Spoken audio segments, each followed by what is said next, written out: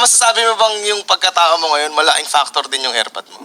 Oo eh. Oo eh. Kasi matikas talaga siya eh.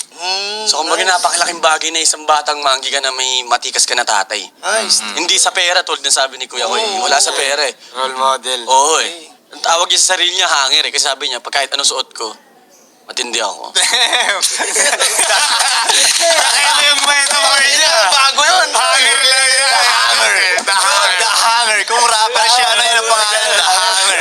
Ang galing Kahit nun. anong isuot mo sa akin, son. Daddy Bob. Diego!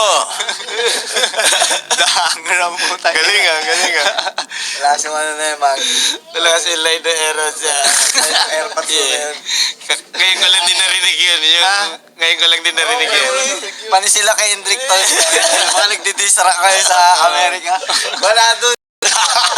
Wala yung line pa lang. Pwede mo isulat sa lyrics mo yun, no? Tawagin mo akong hanger. Kasi, di ba? Kahit anong isuot mo sa akin, no? Di ba, Tol, no? Kaya ko yung, ano, okay yun, ah. Ilang yun. Naunahan niya ako dun, ah. Okay na yun, airpods na yun. Oo, ilang yun. Kaya iba talaga pag may, yun nga, father figure ka talagang, iba talaga yung mga ano mo nun. Iba talaga. Kung matino yung tatay mo, Yeah. Kung matino rin naman, kung maayos yung tatay mo.